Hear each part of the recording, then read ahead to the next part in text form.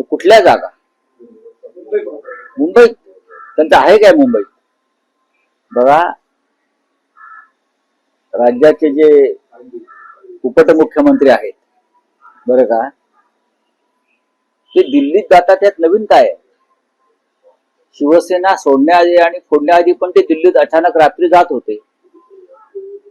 कारण त्यांनी ठरवलेलं आहे की त्यांचे जे मालक आहेत ते दिल्लीमध्ये आहेत, ते दिल्लीत आहेत आणि त्यांना दिल्लीत जाऊन त्यांच्या मालकांशी चर्चा करावी लागते. जेव्हा ते शिवसेनेमध्ये होते तेव्हा त्यांना मातोश्रीवर किंवा शिवसेना भवनामध्ये मुंबईत त्यांना यावं लागेल. शिवसेना त्यांना कळत नाही, कारण चोरलेला पक्ष असल्यामुळे त्यांना इतिहास माहित नाही.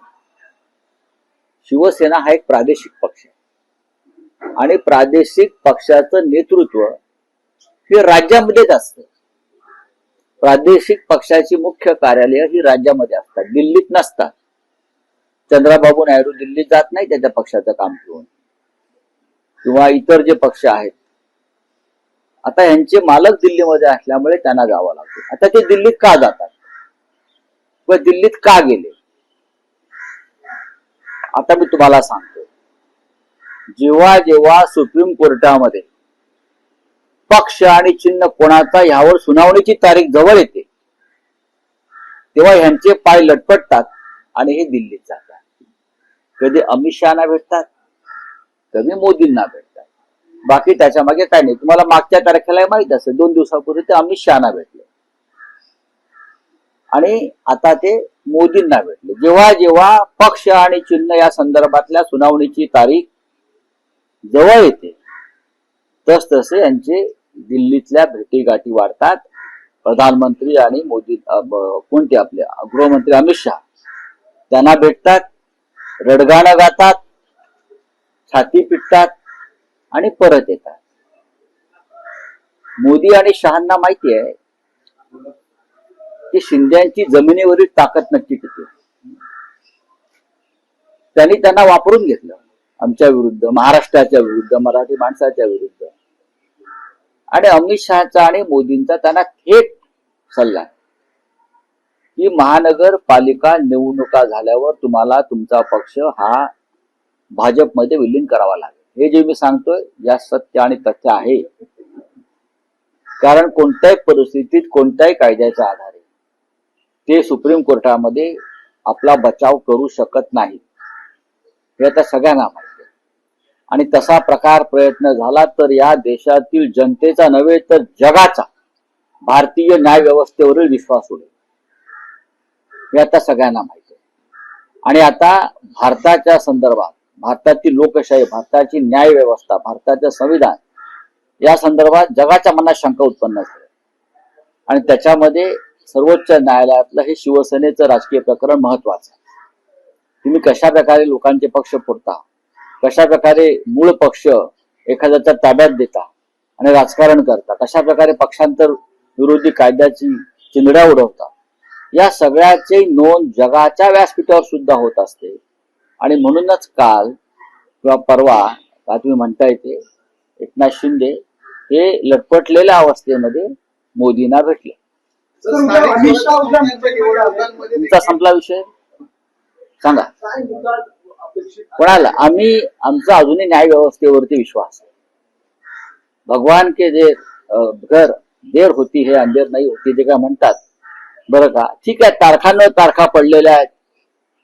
पक्ष चोरला, एक निवडणूक चोरली, बरं बहुमत चोरलं, हे सगळं जरी असलं तरी सुद्धा न्याय जो आहे हे सत्याच्या बाजूने लागेल. बाळासाहेब ठाकरेंची शिवसेना, हिंदुहृदय सम्राटांची शिवसेना ही नरेंद्र मोदी आणि अमित शहा यांच्या 100 पिढ्या जरी उतरल्या तरी त्यांना चोरता येणार नाही. लक्षात घ्या. बाळासाहेब ठाकरेंचं पुण्य हे सगळ्यात मोठं पुण्य या महाराष्ट्राला मिळालेलं पुण्य आहे. तुम्हाला ते पुण्य चोरता येणार नाही. तुम्हाला सत्य आणि न्याय समोर ठेवून न्याय करावा लागेल. त्याच्यामुळे एकनाथ शिंदेनी कितीही बेडूकुड्या मारल्या तरीही मला पूर्ण खात्री आहे की सुप्रीम कोर्टाला त्यांची प्रतिष्ठा राखण्यासाठी, संविधानाची प्रतिष्ठा राखण्यासाठी न्याय करावा लागेल. नाहीतर या देशातील 140 कोटी जनतेचा विश्वास न्याय व्यवस्थेवरचा पूर्णपणे उडून जाईल. आज तो उडालेलाच आहे. नरेंद्र मोदी यांच्याकडे त्यांनी छाती पिटली काल या विषयावरती. तारीख जवळ येते आहे, तारीख जवळ येते आहे, कुछ करो. असं वाटतं का आतमध्ये काय होतं ते आम्हाला कळत नाही का? आतमध्ये काय चर्चा होतात, चर्चा झाल्यावरती बाहेर काय चर्चा होतात, कोण कोणाशी काय बोलतं, या सगळ्या गोष्टी या नवीन युगामध्ये बाहेर येत असतात. स्थानिक स्वराज्य संस्थांच्या निवडणुकांमध्ये भाजप आता शिंदेना बगल देताना दिसून येत आहे. कोकणात देखील आता असा सूर उमटतोय. बघा त्यांचं, बघा हा त्यांचा अंतर्गत प्रश्न आहे. एकनाथ शिंदेचा पक्ष हा भाजपचा अंगवस्त्र आहे. अंगवस्त्राचा अर्थ कळतो तुम्हाला? डिक्शनरी उघडा मराठी, शब्दकोश मराठीचा उघडा, शब्द रत्नाकर उघडा, बरं का? शिंदेचा पक्ष हा भाजपचं अंगवस्त्र आहे. त्याच्यामुळे अंगवस्त्राला जेवढी किंमत द्यायची तेवढीच दिली जाते. सर मी काय सांगणार आहे की शिंदे आज देवेंद्र फडणवीस हे फलटणमध्ये आहे. ज्या फलटणमध्ये इतका मोठा डॉक्टरच्या आत्महत्येचा प्रकार आला, त्याच फलटणमध्ये खासदारांवर आरोप झाले. माझे खासदार असतील ते मला वाटतं, म्हणजे भाजपचे खासदार. तर आज पुन्हा मुख्यमंत्री त्याच ठिकाणी आहे, त्यांच्याबरोबर कदाचित स्टेज देखील शेअर करेल. काय वाटतं अशा वेळी निर्लज्जपणा. जर तसं खरोखर होणार असेल, ज्यांच्यावरती अशा प्रकारचे गंभीर आरोप झालेले आहेत, होत आहेत, लोकांच्या मनात शंका आहेत, मुख्यमंत्री खरोखर स्वतःला गृहमंत्री मानत असतील व या राज्याचे तारणहार, कस्टोडियन, संरक्षक मानत असतील, तर त्यांनी त्या संदर्भात मी जो शब्द वापरला त्याला साजेसं वर्तन करू नये. उद्धव ठाकरे राज ठाकरेंची मत आलेच आहे की विश्वासार्हता कमी होईल असं नितेश राणे म्हणतायत. बोलिए. एकनाथ शिंदे को दिल्ली के दौरे पे थे, आप क्या कहना चाहोगे? देखिए, जब जब एकनाथ शिंदे दिल्ली जाते हैं वो डर के मारे जाते हैं. वो अपने आप को शिवसेना के प्रमुख मानते हैं. कहां से आई उनकी शिवसेना? बाला साहब ठाकरे जी की शिवसेना मोदी और शाह जी ने जबरदस्ती से गैर कानूनी तरीके से उनको दिया है. उसका मतलब वो शिवसेना के प्रमुख नहीं है. दूसरी बात है, एक रीजनल पार्टी, एक प्रादेशिक प्रांतीय पार्टी है. सभी के नेता प्रांतीय पार्टी के महाराष्ट्र में बैठते हैं या किसी स्टेट में बैठते हैं, तो उनको बार बार दिल्ली क्यों जाना पड़ता है? क्योंकि उनके मालिक जो है, उनके पार्टी के मालिक जो है वो अमित शाह और मोदी जी, वो दिल्ली में बैठते हैं. तो ये कौन सी पार्टी उनकी है? वो मालिक के पास रोज होके जाता है, छाती पीटने जाते हैं कि मुझे फडणवीस तकलीफ देते हैं, मेरी बात मानी नहीं जाती. और दूसरी बात, जब जब सुप्रीम कोर्ट में तारीख आती है, हमारे पार्टी का जो एक मुकदमा चल रहा है चुनाव चिन्ह और पार्टी के बारे में, जब तारीख नजदीक आती है तो ये भागकर दिल्ली में जाकर पहले अमित शाह को मिलते हैं, बाद में मोदी जी को मिलते हैं. उसका क्या मतलब है? अब वापस एक बार तारीख नजदीक आई है तो शिंदे भागकर चले गए. ये डरपोक आदमी है, हमेशा डरा हुआ आदमी. जब पार्टी में थे तब भी डरे हुए थे और अब सबसे ज्यादा डरे हुए. और इतना पैसा भ्रष्टाचार का आने के बावजूद उनका डर कम नहीं हुआ है.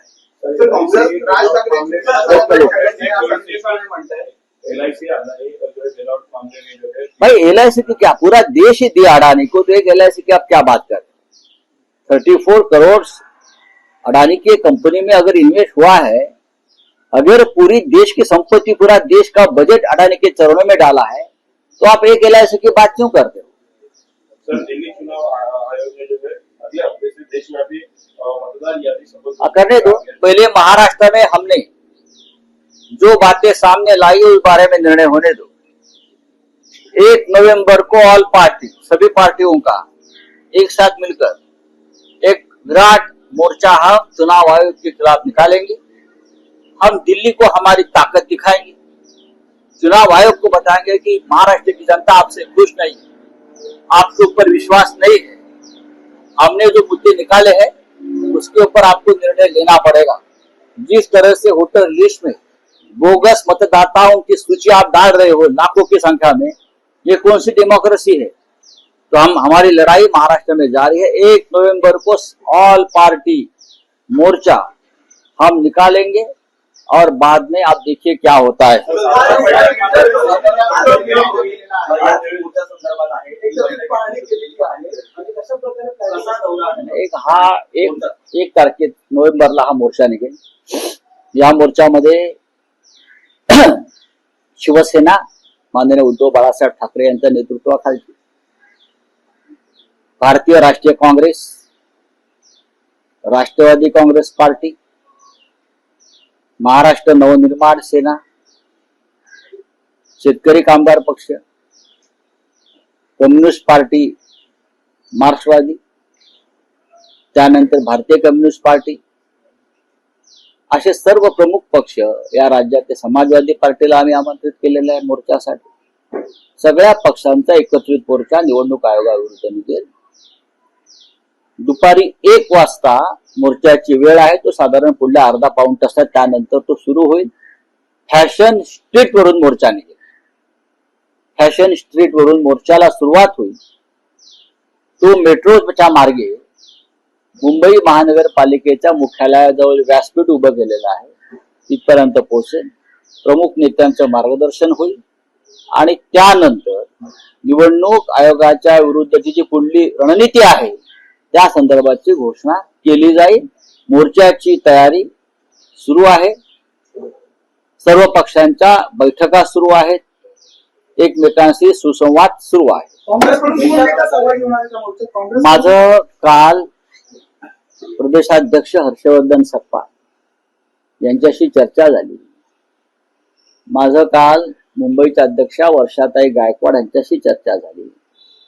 माझी काल महाराष्ट्राचे त्यांचे प्रभारी रमेश चेनिथला यांच्याशी चर्चा झाली आणि काँग्रेस या मोर्चामध्ये ताकदीनं सहभागी होते. सर्व पक्षाचे झेंडे तुम्हाला मोर्चात दिसतील.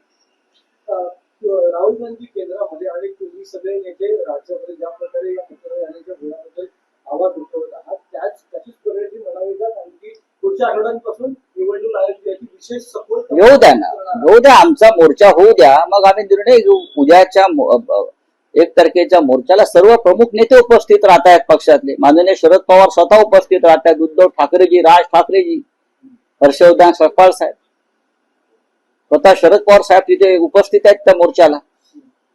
सगळे प्रमुख नेते राज्यातले आणि देशातले उपस्थित राहत आहेत. निवडणूक आयोग काय करते ते नंतर बघू आम्ही. समजलं चला. एशियन शिखर सम्मेलन में नरेंद्र मोदी जी ये वर्चुअल वहां पर, अरे भाई वो तो इतने विदेश दौरे करते हैं, टूर करते हैं, तो बिहार का चुनाव ज्यादा इंपॉर्टेंट है इस बार उनके लिए. विदेश नीति के बारे में विश्वगुरु एक बहुत बड़े सम्मेलन में नहीं जा रहे हैं और बिहार के चुनाव में फंसे हैं, उसका मतलब बिहार में गड़बड़ है.